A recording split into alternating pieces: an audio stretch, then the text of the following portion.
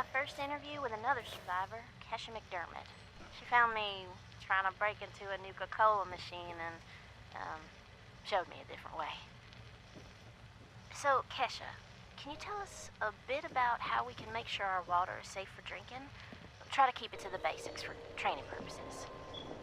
Oh, it's not complicated, really. Find water and strain out any big particles and chunks. Then, boil it in a pot over an open fire for a minute or two, then let it cool. Should be fine. Like making tea, right? Uh-huh. You joined the responders a while ago and helped develop a program to train volunteers. So, were you a survivalist prior to all of this? You could say that. I taught high school kids. I used to talk about this very thing to them. Practical application of the sciences. It's fascinating, but you never realize how important some things will be down the road, do you?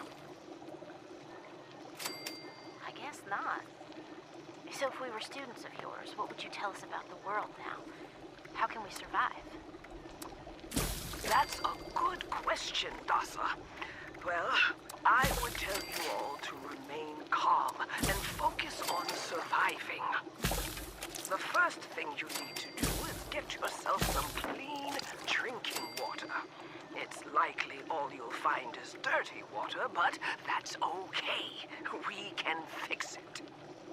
Dirty water carries a small chance of disease, and it's a bit radioactive. You'll probably survive if you drink it, but you shouldn't take that risk. It's better than toxic water or nuclear waste, though, which are both very harmful and should be boiled thoroughly first. Got that, Dutha? Yes'm. Contaminated water should be boiled. Okay. That sounds easy enough. So, boiled water is safe? It's mostly safe, but still a bit radioactive. What you really want is purified water. Oh, purified water. Okay, how do I get that? You can build machines that will do it for you, and that's the most reliable way. Building them requires some space and time and plenty of materials. But on my way up here from Watoga, I found purified water occasionally in supply caches and medical kits. So, keep your eyes peeled.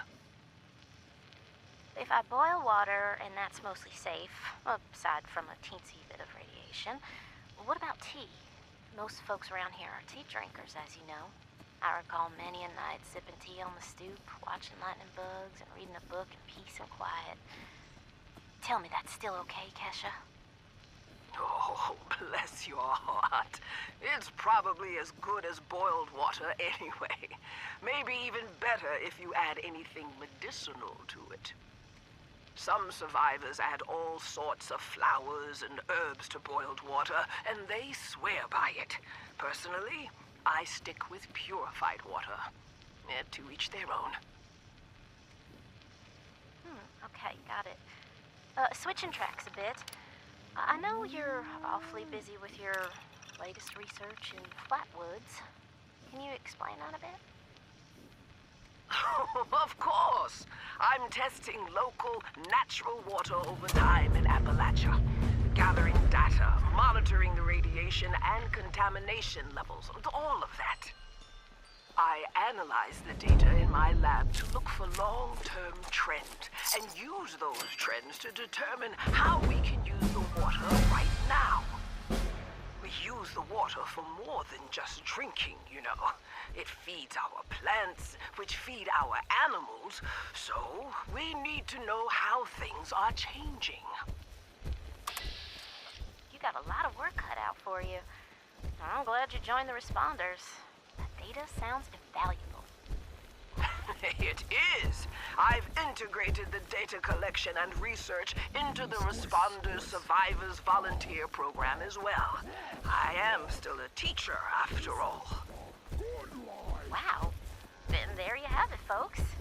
Thanks for talking with us today, Kesha. And thanks for showing us all how to live a little safer. Class dismissed. Got any meat? Trade!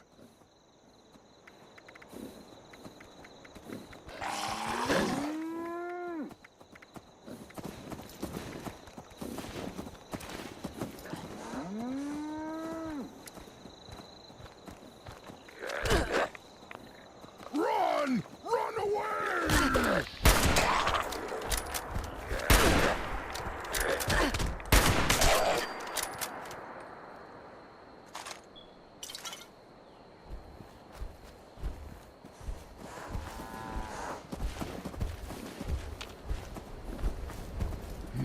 Got anything shiny? Sharp?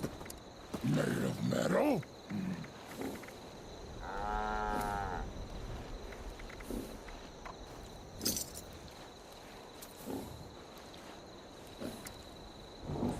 Pointy stuff! Shooty stuff! Explodey stuff! All the stuff!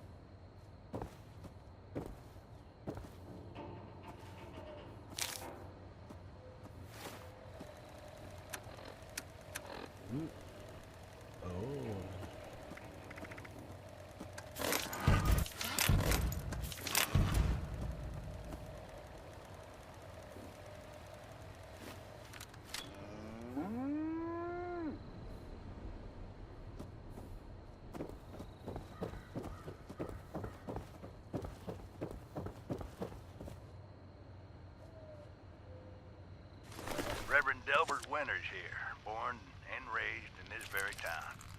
Lent my own church to the responders for their outpost here, and you're welcome. The responders are on a true mission, you see, helping folks through thick and thin, till the heavens open up again and take us all up anyways. When this all happened, I figured like most it was time. This was the end, but it wasn't, was it? We're still here. At first, I thought it was a mistake, that we was missed, forgotten. Maybe we did some wrong.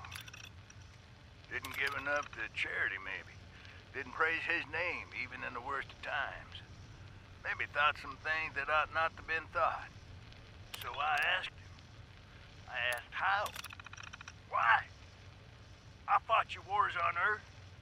I'm ready to fight them up there by your side. Then, in my despair, I saw some survivors eating raw rat carcass behind a dumpster. You ought to cook that first, I warned them. Seemed obvious. We tried but got sick, they said, covered in their own filth. I realized right then and there that I was being tasked. From then on, I built kitchens, cooked good food, fed anyone who walked up with an empty belly, and I was thankful for my task in life. Thankful. Next time hell or high water land at my stoop, I'll be swept clear away with it. But till then, let's share a home-cooked meal together, all right?